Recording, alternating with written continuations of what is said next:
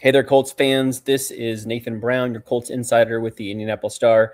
I'm here with Joel A. Erickson for another edition of the Colts Cover-2 Podcast. We've got a lot to dive into tonight. We're taping this on Tuesday evening. We just got through our first of 3 days at the Colts facility, heading into the preseason finale on Saturday afternoon. The Colts will host the Detroit Lions. We learned today a lot of who will and who won't get action in the preseason game here on Saturday. Got 2 more practices to watch before the Colts go through roster cutdowns from 90 players that they have at the moment all the way down to the initial 53-man roster. We've got a lot to look at over the past week. We got to see a pair of joint practices between the Colts and the Falcons, and then, of course, that preseason game that we saw on Saturday. Colts lose fairly handily, 34-6, really struggle moving the ball, generating a whole lot of offense between the two halves, again, split by Anthony Richardson and Riley Leonard. We'll get to that. We'll get to what they have on the line, where we think that quarterback battle is heading in more. But first, Joel, looking back at those joint practices that we had, you were at the one in New England where the Colts visited the Patriots for a day. This time we get to see the Colts on field for 2 days with the Falcons. What was your biggest takeaway or two from watching those pair of joint practices with the Falcons? I the funny thing after seeing the game is that I don't know if people believe you when you say this, but like it felt like both facets of the ball that I saw, the Colts fairly dominated. You know, offensively, the Falcons did score some touchdowns in the session I saw, but that was because they have Drake London and because they were starting in the red zone. It's not like they were driving the length of the field. I think, though, I just saw this. We're taping this Tuesday night. I did just see kind of across my social media feeds that there's a report out there that the Falcons aren't going to name Tua Tagovailoa the starter. Largely just because they feel like they can't. And that one of the first quarterbacks in I have to think recent memory to be the only quarterback active on the field competing for a starting spot and not win the job. Yeah, they very odd. So that played a role for sure. I think a lot of it was stuff that we knew already. At least I think it's stuff I knew already. The one really surprising thing was that the day I watched the offense practice, Daniel Jones moved the ball very easily, spectacularly easily, and really. I think I had him at 15. I don't have it right in front of me, but it's like 15 of 16. I think it was 15 for 15. I think it was a perfect day. It was 50. You're right. It was 15 for 15. The only miss that I had in the book was nullified by a pass interference penalty, so I wouldn't count that because it directly impacted whether or not the pass was complete. And that was surprising, just because I don't think Jesse Bates may have been out there, but like Falcons have some talent in the secondary. That's one of their calling cards, is that they've got some talent in the secondary. They don't really have talent on the edge rush, but they have some talent there. So that was a little surprising. It's just odd and kind of hard to explain that the starters really took it to them, I thought, from what I saw. And I think you saw a better defensive day than I did. And then once you get the backups out there, it looked terrible. Yeah. I mean, again, we have to reiterate, we're watching the Colts backups on Saturday, at least. We're watching largely the Colts backups against the Falcons backups, units that, you kind of go across the board. So many of these players, even guys who are playing in the first half when you have your second string out there, largely, most of those guys are rarely going to see the field in the regular season. And then the guys playing in the second half, a large chunk might not even make the roster. So it's when you're watching this, it's certainly not something where you are making a judgment on what the actual team is going to look like, but I do think you start to get a sense of where there are some depth issues. And if you've been following along with our podcast over the last several weeks, I think you know pretty well where those issues lie. It's at cornerback, another really rough half of play from Mekhi Blackmon in particular, who we went into training camp feeling like was the solid, really without a doubt, quarterback number 5 for the Colts, who then would rise up to number 4 for week 1 as Cam Taylor-Britt serves his 1-game suspension, and even higher if you have any injuries above him. Luckily, Mooney Ward back at practice today for the Colts, did individual drills. So he's moving in the right direction, and barring any sort of setback, he seems like he should be fine for the season opener here in 2.5 weeks. Rough game from him. Didn't get as much pressure as we saw the starters get in both of those joint practices. I think you and I both saw some hints of that. Didn't see a whole lot of pressure that the second and third units were able to get on the Falcons quarterbacks. Trying to think through. I mean, generally speaking, the offense did not look great. I think a lot of that, even though we've heard coaches kind of push back against this. I guess I don't really know what to make of this, but I think visually, I imagine you would agree with me that the offensive line play left a good amount to be desired, and that left Riley Leonard and Anthony Richardson under a good amount of pressure for good portions of that game, and that contributed to a lot of the 3-and-outs and just the lack of movement down the field on some of those drives that then led to 2 field goals and nothing more.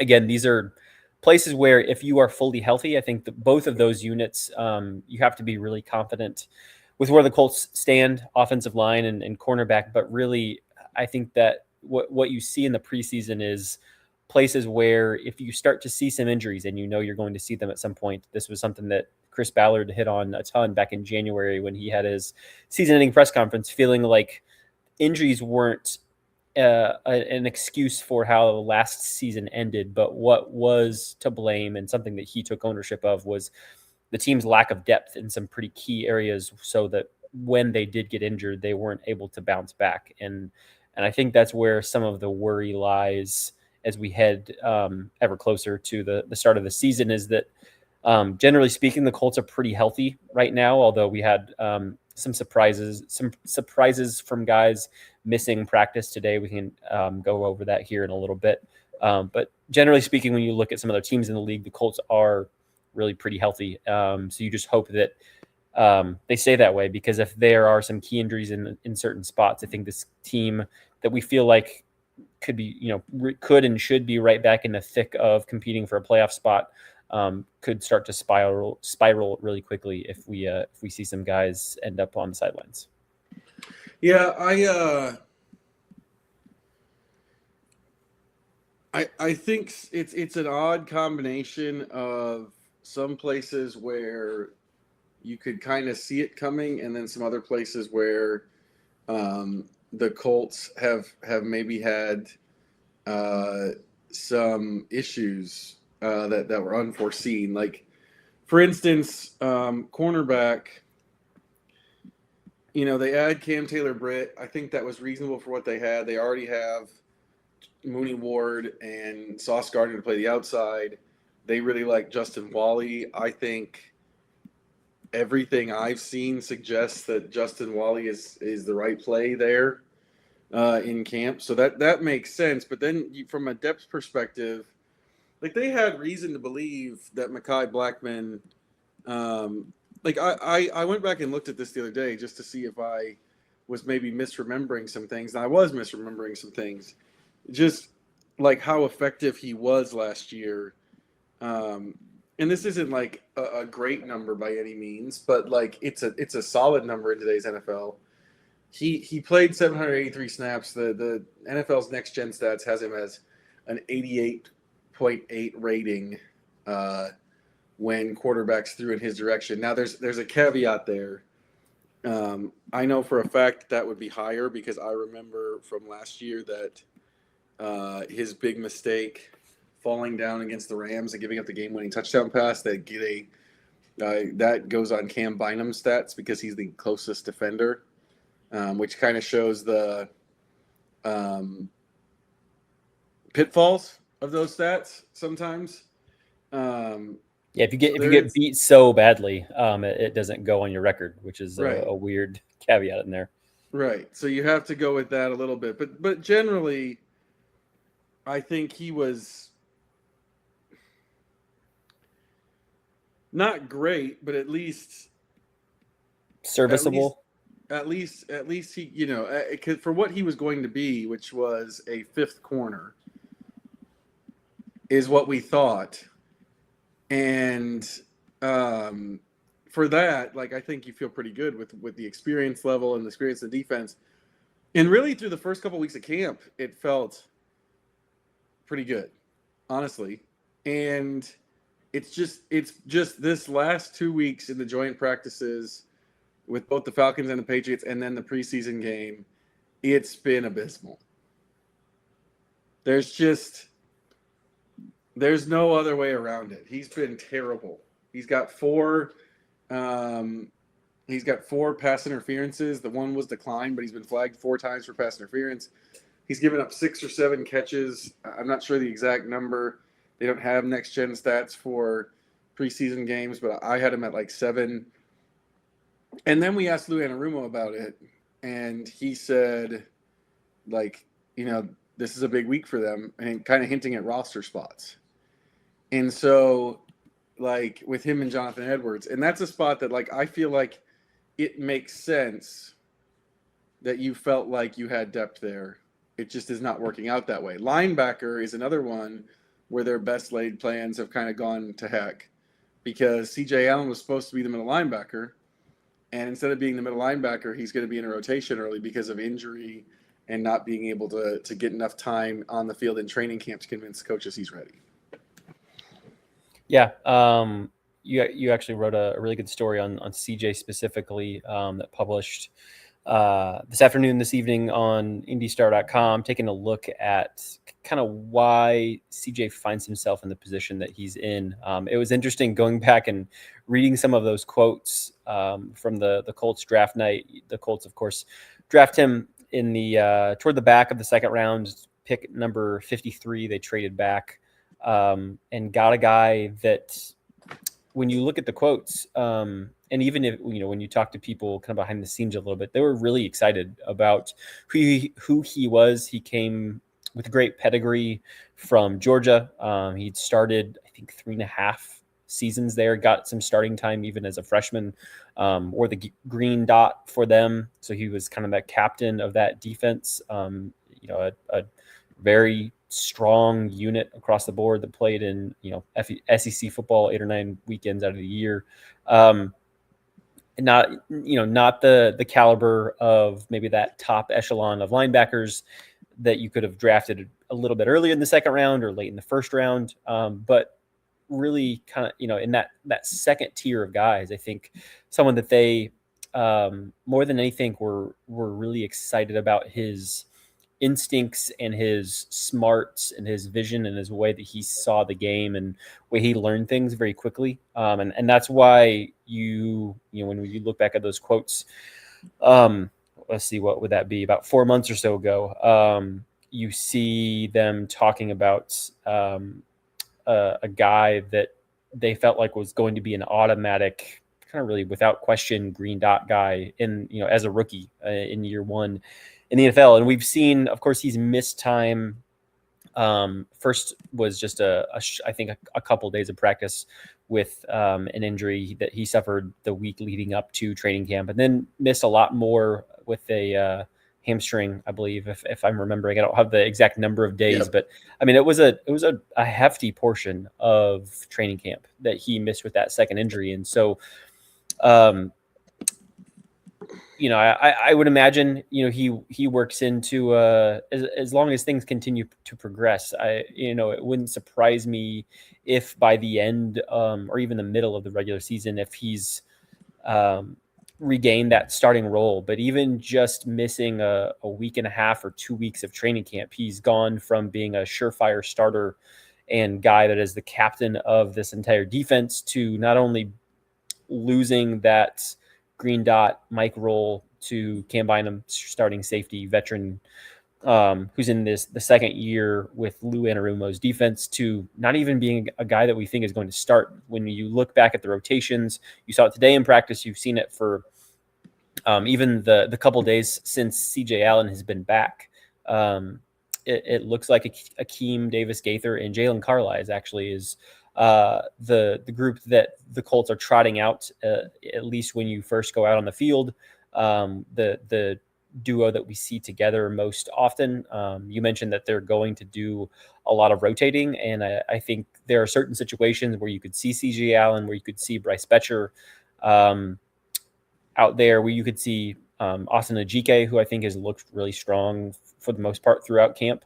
The problem is, and there was this poll out on ESPN who did a ranking of all of the positions throughout the NFL. So you take every position, ranked teams 1 through 32, and the Colts linebacker unit is ranked dead last. And from an experience standpoint, not being an expert on the other linebacking crews in the NFL, I could see where you could get there.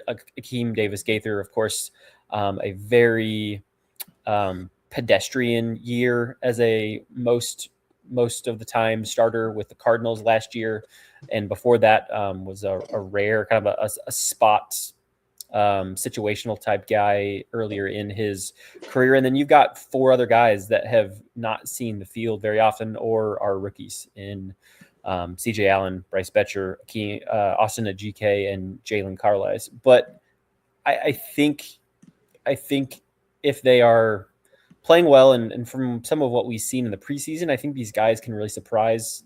There's been some really strong plays, particularly from Betcher and Jalen Carlisle in the preseason. But part of the reason why I think we could see a lot of rotation there is because they have some guys who do certain things really well, but they don't have anyone who has really mastered the position, or someone who they have confidence being on the field, as an every down guy like we had in Jermaine Pratt, like we had in Zaire Franklin last year in year 1 of Lou Anarumo. They made a point going into this offseason that they needed to get younger and they needed to get faster in that position. And I think without question they have, when you look at the unit that they have compared to Zaire and Pratt. But what you lose in that is an ability to be confident that someone can stay on the field and do everything for you. And when you're doing a lot of rotating and you're kind of guessing or predicting what the opposing offense is going to be doing, is sometimes you might get caught out in the wrong spot with the wrong guy on the field, and you're going to be doing a lot of guesswork and predicting rather than just being able to rely on a couple of guys to be out there and play 90, 95, close to 100% of the snaps and just do what they can do.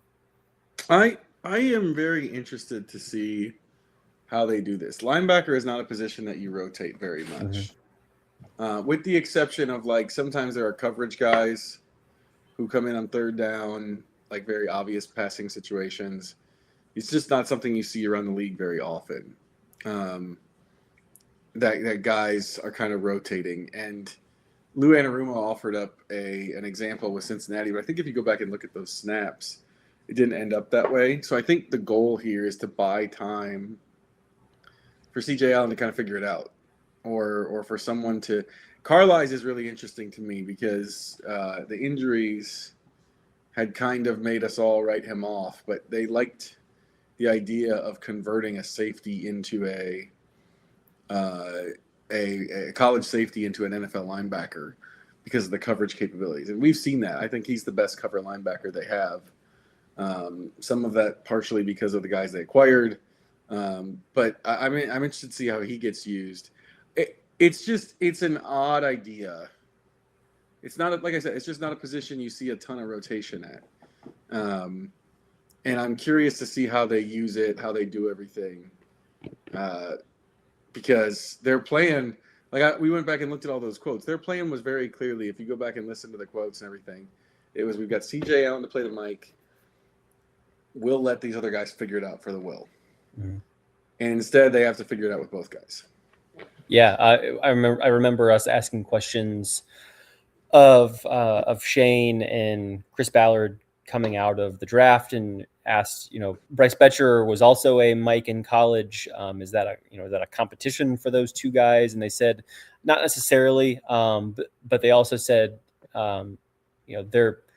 it also wasn't a situation where they couldn't foresee them both being on the field at the same time. So as you said, I think this was they brought in a veteran in Akeem Davis-Gaither in free agency. They, I think, probably felt like there was a pretty high likelihood, especially when we saw what they did in free agency, that they were going to go after a linebacker going into the draft. And so you leave a spot open from the crew that you would presume would be starting to a guy like CJ Allen, who they go and draft. And then it really felt like Carlisle, who, again, I think Chris Ballard mentioned even a couple times when we were asking him about his view of what the prospect of the defense he would try to build in the offense would be. He mentioned Carlisle, if they could get him healthy, that they would thought that he had a lot there. They go and get Betcher in the 4th round.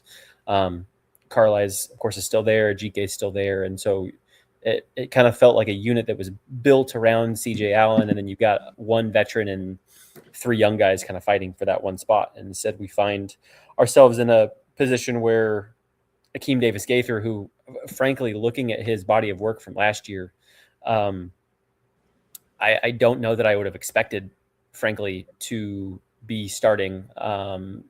I know Lou likes his veteran guys, and so maybe it shouldn't come to a great surprise. He hasn't had, I would say, a ton of moments in camp or in these preseason games where he's really stood out probably as much as Bryce Betcher and Jalen Carlisle. But at the same time, he brings the most knowledge, certainly the most experience, and a little bit of consistency to a unit where if you're going to be rotating guys out, maybe he's kind of the foundation of that unit, and then they kind of rotate guys around him. I know we'll have to see how all of that works. Coaches aren't necessarily showing their cards or telling us exactly how they're going to do things until we truly get to that week 1 game on September 13th against Baltimore. We didn't see super great quarterback play in that preseason game, and that some of that carried over into today's practice that we got a chance to see all of. The Colts did break training camp at Grand Park at the end of that joint practice on Thursday, but we still got an opportunity for today and the next 2 days to watch all of practice, take notes. We're continuing to do the live blogs on IndyStar.com. If you guys have been following along with those, we will continue to do those the next 2 days. And I know there was a lot of sentiment coming out of the second preseason game that even if he didn't look great, that Anthony Richardson, I think a lot of fans believe, is head and shoulders above Riley Leonard for this backup quarterback spot. Shane Steichen told us today, reiterate a lot of what he told us even last week in camp, that not only is he going to ride this through the rest of this week in practice and the preseason finale, but I think even take this through next week, the practices that the Colts do, and then maybe make a decision either I guess it would be 2 weekends from now, or heading into the true week 1 week of practice in early September, make that decision on his backup quarterback. Someone asked him today in our press conference that we had with him if he felt like that would be something that would be static or if it could be fluid. He didn't really have a great answer for that.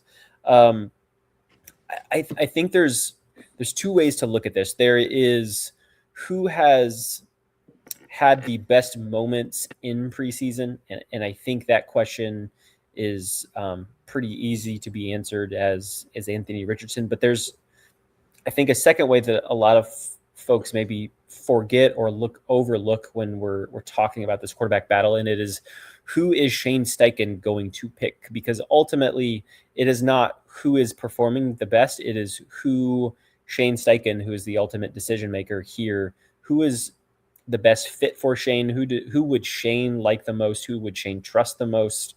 who's the best fit for what Shane wants to do. And I don't know that that is such an obvious choice as it may look like from what we've seen in preseason.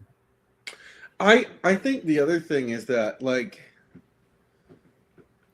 I mean, a lot of those opinions are formed off of seeing the 2 preseason games, and really it's just one half from Richardson, an imperfect half. Like I wrote, I don't want to. I'm sure you're going to hear that and think, well, he's being harsh on Richardson. I wrote that it was his best week of the training camp, but like if you go by what we've seen in practices,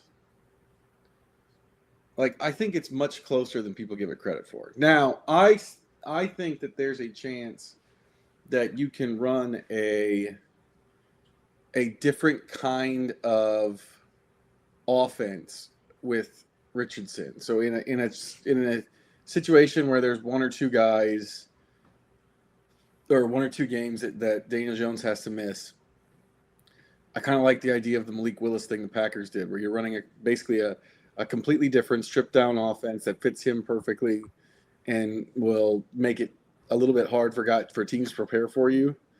And so I can see that, but I don't think it's as cut and dry as Anthony Richardson has been so much better, because like today in camp, today in practice, he had 3 passes in a row that didn't come close to hitting their target. He was 2 of 5. He's had a 3 of 12 day in camp. Like he goes through these bouts where he just will not set his feet or get his feet in the right position, and it costs him accuracy. And so I think my numbers on him, I haven't looked at them, but it was about a 10% difference, and I think that would probably hold. Maybe Leonard's come down a little bit. I think that would hold. Now Leonard has not been great either. I don't think he's had a lot of good days, or really any great days, the same way that Richardson has. But it's really just that preseason game. That's really it. It's the first quarter of that Patriots game. I think one of my takeaways from last week is that, like, there's a reason these 2 guys are backups. I don't think they're as bad as like you need to go trade for somebody, but there's a reason those 2 guys are backups, and there's a reason this battle is for the number 2 job and not for something else. I think it's a great point. Folks that, I know there's some fans that were able to make it out to a good amount of training camp.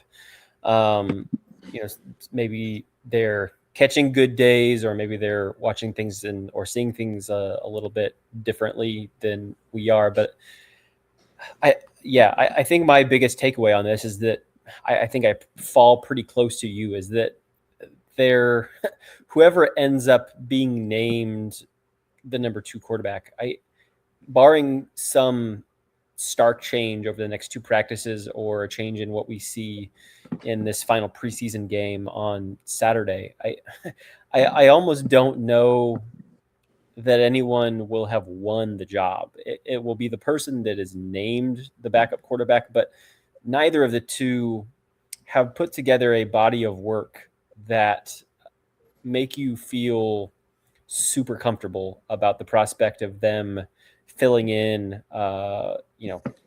potentially at the drop of a hat, if Daniel Jones gets hit the wrong way or hits his head on the ground and needs to be pulled out to be evaluated for a concussion or something, or suffers something more serious. Obviously, in that Jacksonville game back on December 7th of last year, he was hobbled already with the fractured fibula, but certainly had no indication that he was going to go and tear his Achilles tendon and be out for not only the rest of that game, but the 4 games after that. So whoever, in a perfect situation, whoever you have in that number 2 role, you need to feel confident that they can go in, and of course they're not going to be as good as your starter, because if they were as good as your starter, they would be on another team and starting in the league. But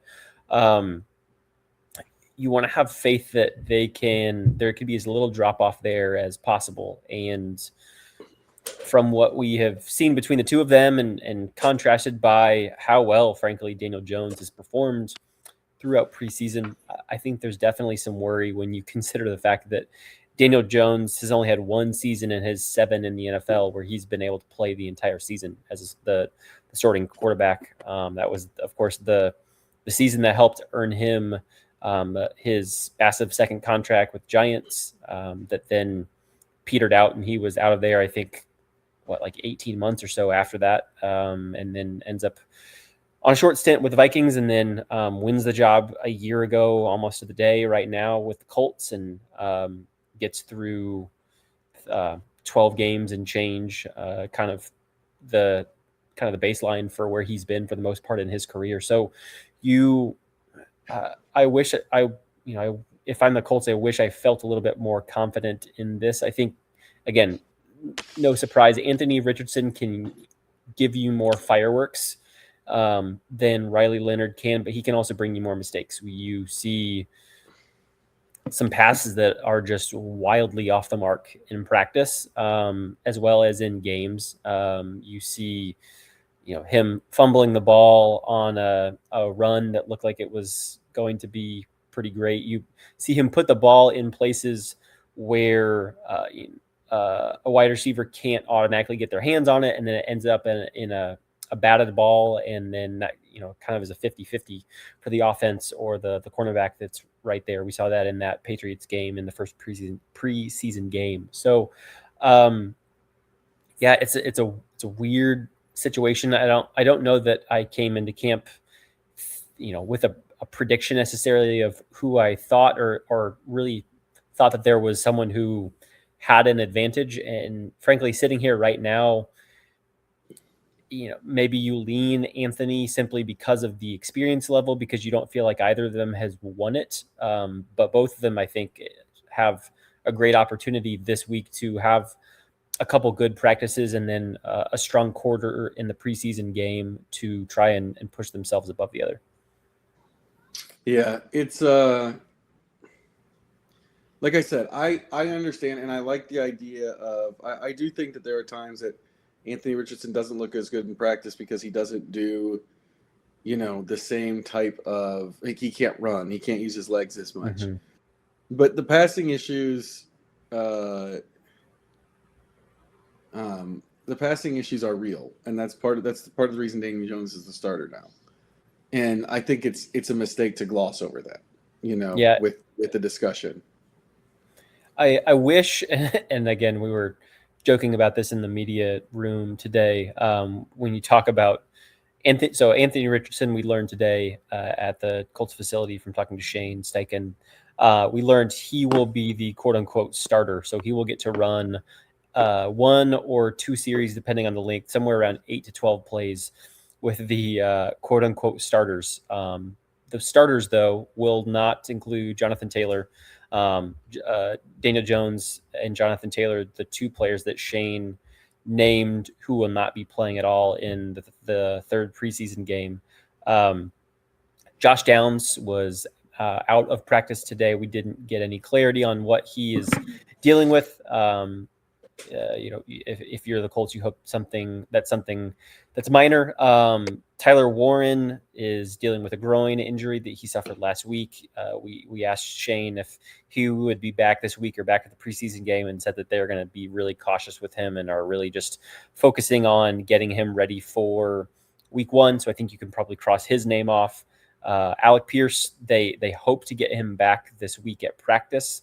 They are not, or at least they have not committed to that. I think you can pretty easily cross his name off for the preseason game. And so you're, and then you get to Keenan Allen, who's among that group as the 3rd or 4th option on the offense in the passing game. We don't know for sure, but I don't know that I would expect him to be in this preseason game, even though Shane didn't rule him out. Maybe if you're missing Downs and Warren and Pierce, maybe he's in there just to give Anthony and Riley someone to throw to a little bit in the first half when you're trying to get as good of a look at those guys as possible. We'll have to wait and see on that. But long story short, definitely not the full caliber starting offense. I wish, and I know that this isn't realistic and this is just not what teams do, but when you have a backup battle that is as tight as it is, I really wish we got a chance to see both of these guys run with the starters, at least with what you would call basically the starting offensive line, in part because I feel like the offensive line play and the pressure that they have seen, even though you want to see how they perform in those high pressure moments where they're having to scramble and they're having to make quicker decisions than they might want to. I wish we'd get a chance to see both of them in those situations. Shane Steichen told us the reason that Anthony is getting the chance to quote unquote start in this game just has to do with the rotation, the way they have set things up. If you were wanting to read into some tea leaves, and I'm not saying that this is or isn't true, but the idea that they are picking one guy to be the guy to go and run with the starters, that would maybe tell me that there's a reason that they want to see how Anthony looks with that group, and maybe it's because he has a slight edge in the quarterback battle going into the final days of this. Can't know that for certain, but I wish we could see both of them in as identical situations as possible. We're not going to see that, so we'll just have to make do with what we do get to see on Saturday. Yeah, and then the counterpoint to that is that you might not get any of the starters. Yeah, at least from a weapon standpoint. Offensive line, you might get them, but if Downs is out, I don't think Pierce would come back. Even if Pierce comes back on if you're listening to this on Wednesday, even if he's back by now, and I don't think he's playing in that game.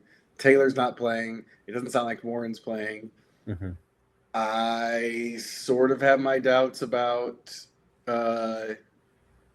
Keenan Allen, and I've just named the 5 guys.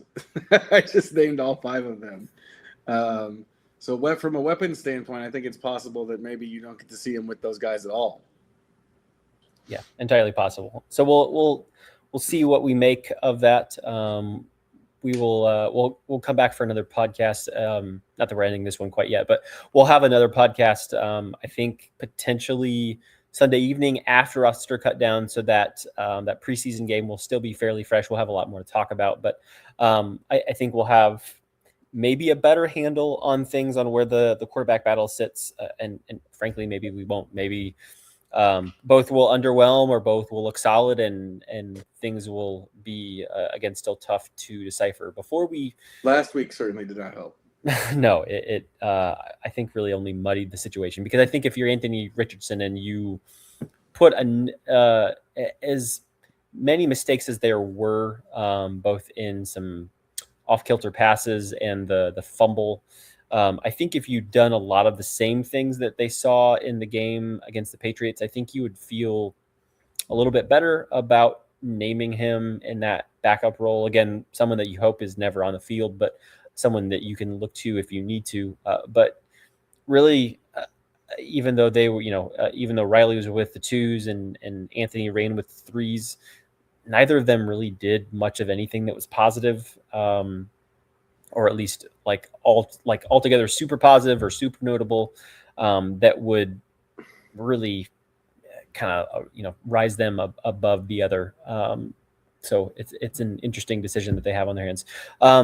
Before we go, I want to dive a little bit into, kind of in some cases where the roster battle is going to be, in terms of guys that are fighting just to make this 53-man roster, as well as some actual starting spots that are still up for grabs, and someone who might still make the team, but might not be in line for quite as many snaps once we get past Saturday and into Sunday, when the Colts have to trim things down. So we can go back and forth here. I want to just kind of go back and forth, try to cover as many ground. Let's say maybe we each get 4 or 5 picks here. Just go back and forth and say who we think, among guys who are on the 90-man roster at the moment, who we think has the most writing on this preseason game in terms of what they have in front of them, whether that's just a starting role on this team and someone who we think is going to be on the roster regardless, or someone who is actually fighting to, be on an NFL team at this point next week or not. So I'll so give we're you going. the first pick So the there. rules are we're going for Just kind of who spot. No, just who has the most writing on on Saturday's game. So it could be someone who is just fighting to make the 53. It could be someone who has a potential starting spot up for grabs, or is jockeying for a certain spot in the depth chart, and this is the last chance to really show out beyond a practice setting. So kind of loose parameters. Take that and run with it. I'll let you take the first pick. Let's go DJ Giddens with my pick. Okay. Giddens has not been able to play in any of the joint practices. He hasn't been able to play in any of the preseason games. Ulysses Bentley, the fourth, has looked very good as a pass catcher. He's got some open field ability as a runner. And he was back today, so his injury that kept him out of the preseason game is not serious enough to keep him out. DJ Giddens can run. Like we saw it today in practice, earlier this afternoon in practice. He's got good instincts, good speed. There's a lot of reasons to like him. But that's a guy who was the backup last year. I think that ship has already sailed. I think Seth McGowan is your number 2 based on everything I've heard and seen.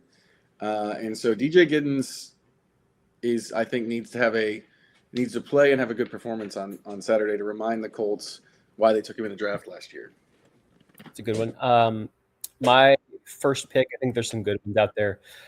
Someone who we have talked a lot about, but I'll throw his name back out there. I think Anthony Richardson, frankly, has a lot on the line. This could very well be, even if he is the number 2 guy, even if he wins this backup job, this could be the last time Anthony Richardson sees the field on any sort of national or broadcast platform until he's a free agent in March. This could be, if Daniel Jones plays the entire season, even if Anthony Richardson is named the number 2 quarterback, this is the last chance potentially for him to show what he can do, put things on film for general managers and coaches to show them what he can do as a starting quarterback. He's only going to get probably a couple series, and so the opportunity is fairly slim. And we've talked ad nauseum here on this podcast and in earlier ones throughout training camp about how choppy things have been. But I think we also believe at the same time that when he is on the field in a game setting, I think because of his running and scrambling ability, I think there are, he's a little bit of a gamer in that sense. He's able to show all of what he can do. And so I think no matter what spot he ends up in the quarterback pecking order, this could be the last time that he's really given an opportunity to show out.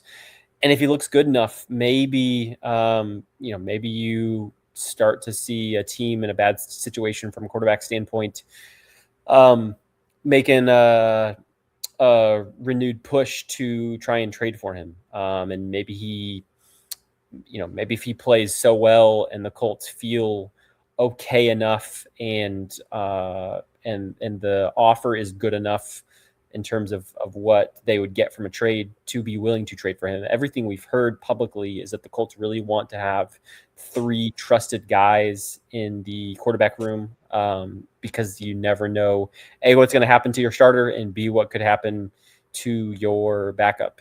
Even outside of what happened with Anthony pregame last year in week 6, you still came out of that Jaguars game. And the reason that they were calling Phillip Rivers is because they also thought that Riley Leonard had hurt his knee. So there's absolutely a situation where you could have your top 2 guys injured. And so not having that third guy is, I get the sense, not something that the Colts want to do. But if you are Anthony Richardson and you really want to potentially get a chance to show out somewhere else, there very well could be more opportunities outside Indianapolis. And the best way to either impress someone else outside of Chris Ballard and Shane Steichen is to make the most of this opportunity here on Saturday. And whether someone trades for you or kind of keeps that in the back of their mind and pursues you in free agency, I think a good performance could go a long way toward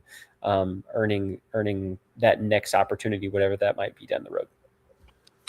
My next pick, I think that all makes a lot of sense. My next pick, I'm going to take Blackman.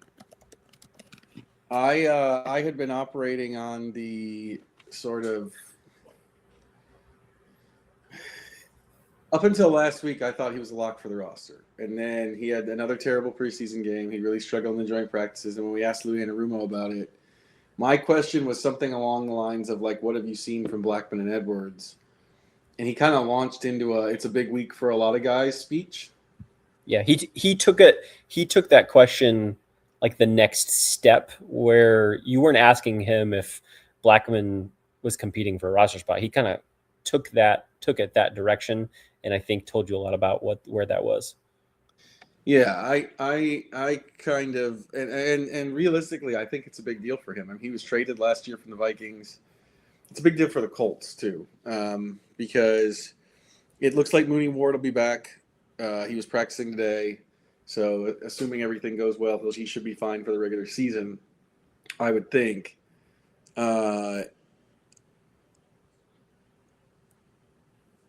Just flip. It's that spot we saw last year comes into play, and we kind of saw with Ward down and Britt maybe suspended how close they are to having to use use the fifth corner in a game. And so, yeah, for Mekhi Blackman, I don't think it's as big a deal for Jonathan Edwards because Jonathan Edwards has special teams value that I don't think Mekhi Blackman has the same type of value, or the Colts see him as the same type of value. So that's my next pick is Blackman for both sides of the coin. That feels like maybe a position. It's hard to know really until we see what players certain teams around the league cut when we get to Sunday evening.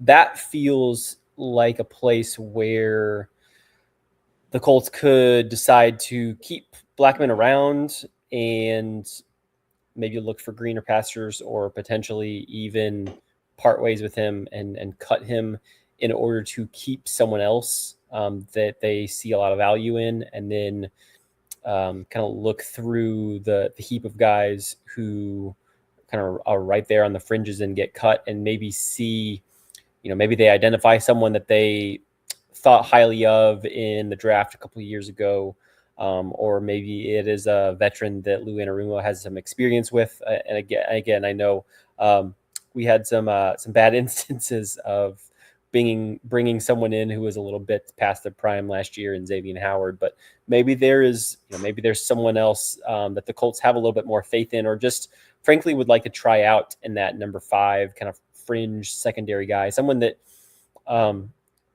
And it's a big difference. It's a big difference between trying to take a chance on a guy for a 5 spot versus the 2 spot.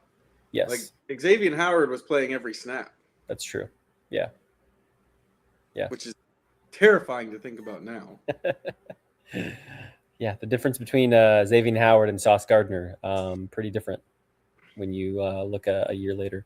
I think that's a good one there. My second pick, number 4 here. I'm going to go with Spencer Schrader, and I think, frankly, you could probably. I mean, this could probably be a toss-up even between either guy.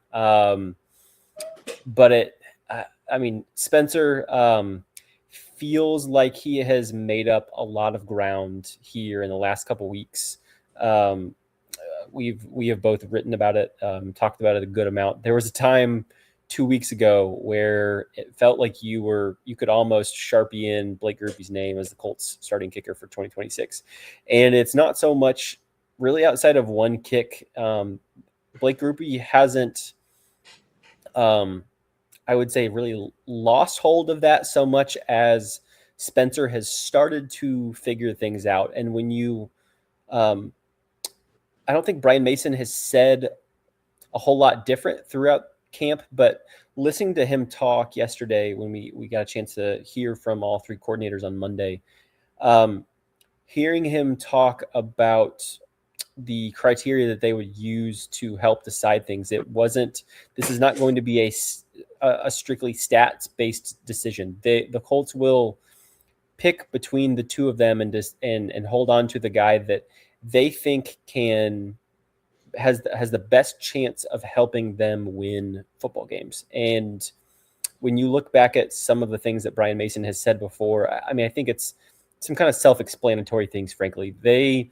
know and have said and have told us that apples to apples, Spencer Schrader has a bigger leg. Now, you don't want to rely too much on 55 to 65 yard kicks to win you or keep you in football games, but there could be occasions where you could need that. Blake Grupe, of course, we should mention, has not only has a better percentage on long distance kicks from 50 or beyond. I think entering practice today, he was somewhere around 10 for 15 on kicks of that length throughout training camp. Spencer Schrader was something like 5 for 16, but a lot of those kicks that Spencer missed were at the point in camp, really in that first and second week, where he was pretty much anything 45 yards and beyond was a coin flip, or maybe even worse, of getting pushed to the left because he was just dealing with something in his process, and we are still, frankly, are seeing a little bit of that. He missed a kick to the left today. We are in a new position when we're not at Grand Park. We can't. We're kind of stuck, I guess you would say, in the end zone. So walk down the sideline. It's impossible, frankly, for us to tell what yardage those kicks are. But they both kicked 5 in a row pretty early on in practice, and that last one, which I'm pretty sure was probably the longest one, Spencer did miss just a little bit to the left. It wasn't quite as egregious as some of the other ones he's had.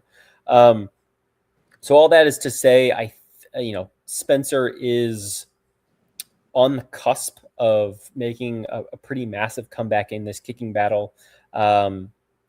Even if, whoever gets, draws the short end of the stick on this battle, the Colts coaches have said it, and I think there's every reason to believe it. One of them will be a starting kicker in the NFL come either week 1 or very early on in this regular season. So it's really hard to say that either of them have a lot to lose, but I think Spencer, being someone who's coming back from this injury and starting to build momentum, I think he has the highest ceiling for you. So if he can, go out and make another big kick, or just not miss any kicks in the preseason game, stay consistent through practice, I feel like he is someone who might have just, frankly, had just a little bit tougher road to try and win this job or win in another job, even though I think either of them would ultimately do it. And so if he can hang on to this role that he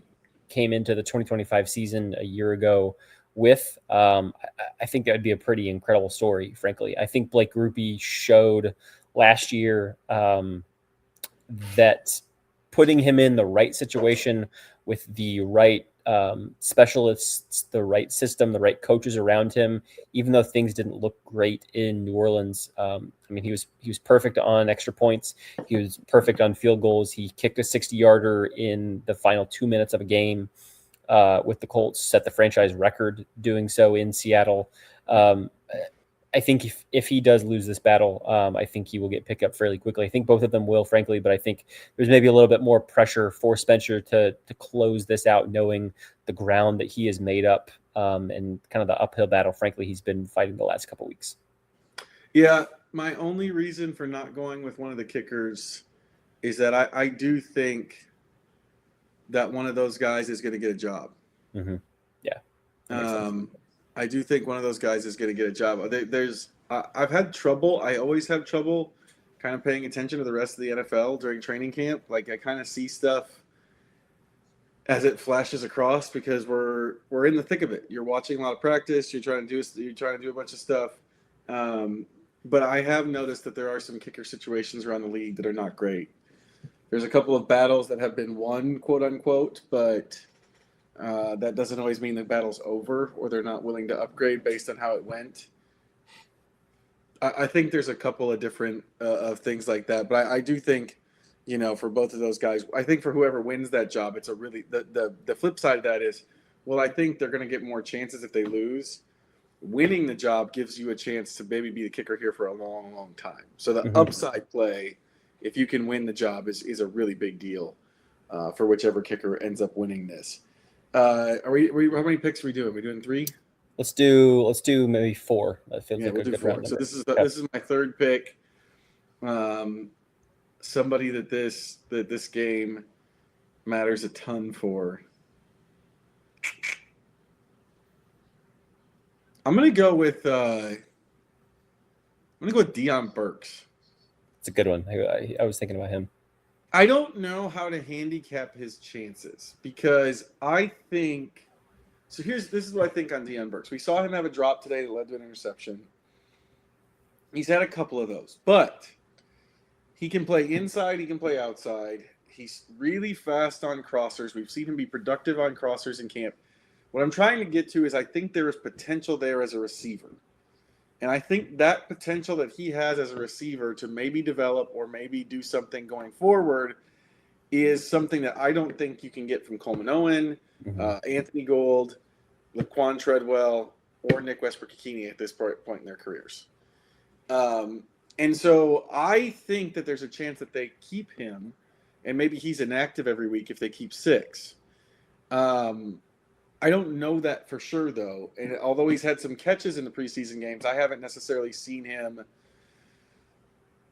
We haven't necessarily seen him, go do anything that tells you he's definitely in this roster. They're trying to figure out what they're going to do. A receiver is a big deal, but I think he's the type of guy. If you get to see a flash of that potential in a game, if you see him hit a big play in the receiving game. If you see him hit a big play in the return game, I think that he's the kind of guy that might be able to stay as a 7th-round pick. I do think there's a chance he would get claimed if he gets cut too.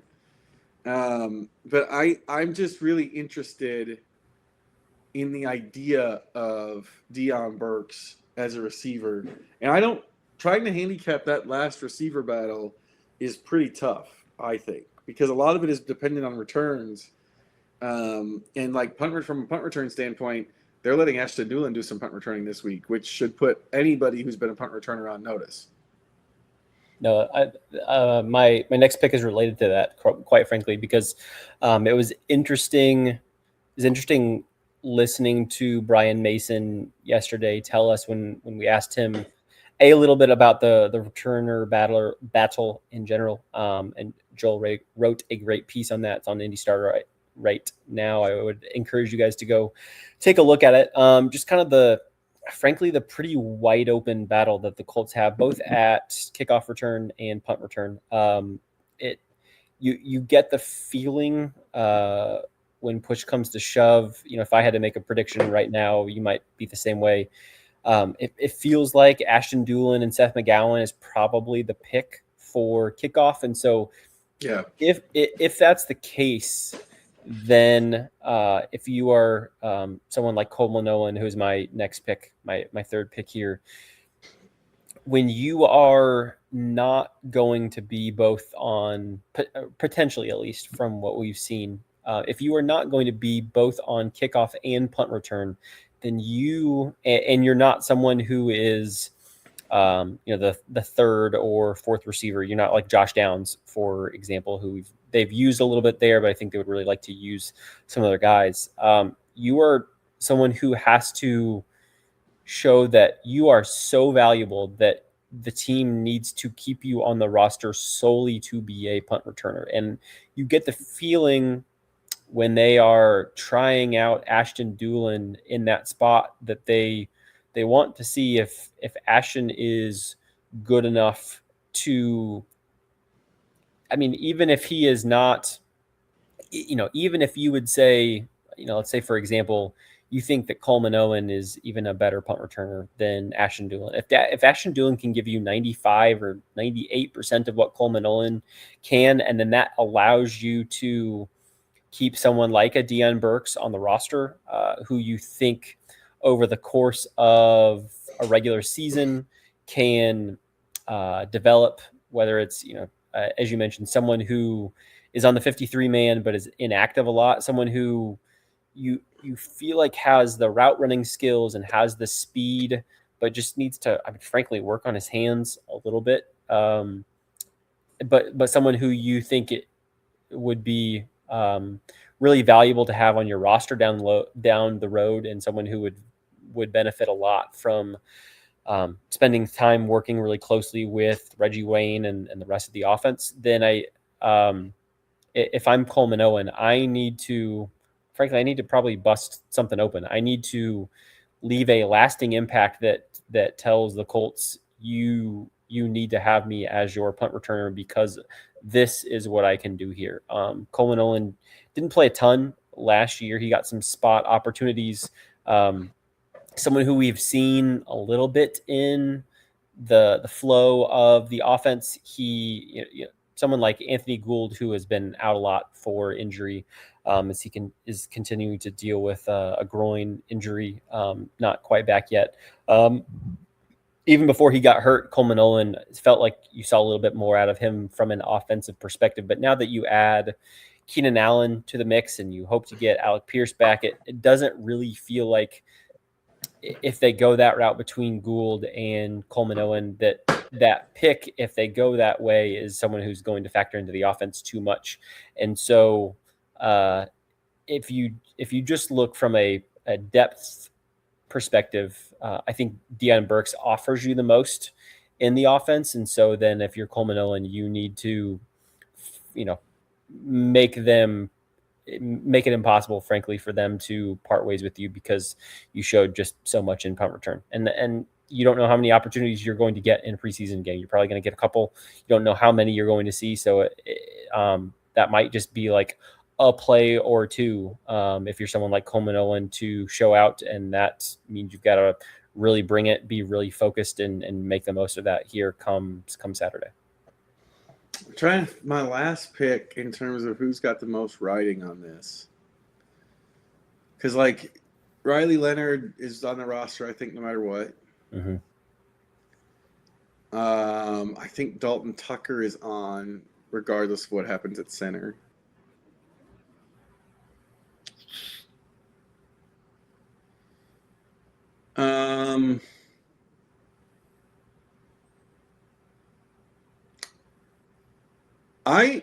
I'm going to go a different way. I think Jalen Tuimoloau has a lot riding on this, because I think there's a chance that, based on what we've seen in the preseason, that he ends up playing the same amount of snaps he played last year, which is like 200. He just hasn't done a lot. And they have guys who could play that spot. Like, that's the thing, is like there's if you're not going to step up and take it, who cares if you're a second round pick? Like, Michael Clemens can play outside on early downs. You can play George Gums on later downs. Like, that's not great. I don't love what I'm saying, but like, that's where Tuimoloau has put us. I think you can play DeForest Buckner on defensive end. Yeah. And so I think Jalen Tuimoloau needs to show something. To earn like the consistent playing time that he probably was convinced he would get. Yeah, that feels a lot like, in some ways, a little bit similar to the linebacker situation, and this probably leads into my last pick. I think you could probably draw some comparisons between him and CJ Allen, guys who we felt like coming into training camp. Again, there's probably a little bit more of a sense of competition between Jalen Tuimoloau and Arden Key for that starting edge rusher spot opposite Latu. Really, frankly, felt like CJ Allen was a surefire starter in this defense 4 weeks ago, and we've talked ad nauseum about why that's not necessarily the case. You again wrote a great piece on IndyStar about that same topic today. But CJ Allen is going to be my pick here. I think any opportunity that you have, if you are CJ Allen, to go out and make just make some big plays. Don't have any bad plays on your tape. You're going to have some opportunities theoretically, especially if he's not among the group that is starting the game. If we do see Akeem Davis-Gaither and Jalen Carlisle, if he is kind of the next guy up in maybe he's playing in the second quarter with the second team, theoretically, if you are a guy who is worthy of starting in this league, and you're going up against some backup type skill position players or offensive linemen, what have you, you should be able to make some big plays. And so I would want to see a little bit more out of CJ Allen. This is going to be the last chance for a couple weeks now, before the season gets started and everything really matters, and potentially the Colts could be a little bit more stringent in who they have out there. And if you don't see a bunch from CJ Allen, I don't think this is going to mean that he just doesn't see the field at all. There's going to be there's going to be moments where, on a long drive, guys need a quick breather, or maybe they feel like CJ Allen's skills fit the best for the situation. But if I'm CJ Allen, I want to go out on Saturday, and I know there's kind of some mixed thoughts on how to review his tape from Saturday, his first preseason action, but I would want to come away feeling like there's no way not to look at me as a starting caliber linebacker in this league. And I think he's got some ground to make up there. And this is frankly a great opportunity against, if he's playing against guys who aren't necessarily the same type of players that he would see on a Sunday in a typical regular season game in the NFL. I want to see more out of him. Maybe he had a moment or two where he looked fine, but I want him to look more than fine. I want him to look good, and I want him to come away feeling like he is. There's just not as much question that he is a starting caliber guy in this league. Now, it's not the tide on that is not going to change in one night, but I think he could do a lot by having a really solid performance in whatever amount of time he gets. The tough part of that is that, as we've talked about, they have 5 or 6 guys that they have rotated. So when you're talking about that, he might not get a whole lot of opportunities, might only get a couple drives, depending on how the flow of the game goes. And so you've got to make the most of those. And you hope that he can do that. Yeah. I think the other thing to know about, like, in terms of like how you evaluate, like, I think the coaches tell you, and Lou Anarumo said that right now, the way they're looking at it is they're going to play a bunch of linebackers. And you don't do that if you feel like your second round pick showed you enough in the preseason game, his first preseason game, to maybe get back in that starting lineup. Now, he did get a few first team snaps today in practice, but they've rotated all over the place the whole time. And as far as we know, what Anarumo said is we're gonna start by playing a lot of different guys there. I think that tells you all you need to know about how he looked. Sometimes the coaching staff tells you what they're thinking on a player. Yeah, you're right. All right, we've got 2 more days of practice, Wednesday and Thursday. Joel and I will both have a couple stories each of these next 2 days. The last couple days of Joel's awesome observations from practice, and then we'll have a couple stories on top of that. We'll keep you guys in the loop on injury updates, what we watch, what we see as we're kind of checking on guys off the roster, on who we see, who we don't see out there in practice. You can check out our live blogs for that. The last couple days of those. Practice middle of the day, both days on Wednesday and Thursday. We will on Thursday we'll get another chance to talk to Shane Sykin, so we'll get maybe our best chance to check in and see where guys like Josh Downs or Tyler Warren or Alec Pierce, what have you, where they are in their injury or rehab process, whether or not we think we'll see them on the field, and we'll have that all for you on IndyStar.com, and then of course check out things on Saturday. We'll have another one of those live blogs going. You can follow along as we kind of just give you our thoughts as we have them throughout the game.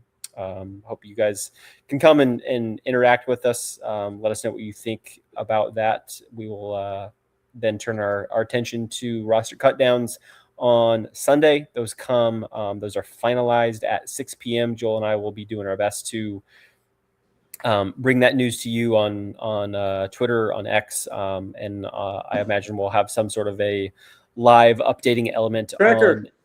on tracker on IndyStar.com. So we will get that shared and socialized early on Sunday, and hope you guys can use that. Keep hitting the refresh button, and we'll try to bring all of that news to you as quickly as possible, and then we'll get that whole list, anyone that we haven't gotten confirmed, at the very end of the evening, and hopefully come with another edition of the Colts Cover-2 podcast, either on Sunday evening or Monday morning, depending on how things work out. Thanks again for all of your guys' support on for the podcast, the Colts Cover-2 podcast. Check that out on whatever podcast platform you choose, as well as on our Indy Star Colts YouTube channel, where we have interview podium scrum sessions like we had today with Shane Steichen and a handful of players. Those will continue to get posted throughout the week and every week during the NFL season. We'll also have some clips and some insider videos, both during the week at practice as well as before and after games, that Joel and I will both be at. We'll have some clips from the locker room once we get in there, either after preseason games or once the season gets rolling, talking to guys. And then, of course, check out all of our written work on IndyStar.com. Hope you guys subscribe and support us there. We appreciate all of you who do, and we will catch you guys next time over the weekend or early next week on the Colts Cover-2 podcast. Thanks, guys.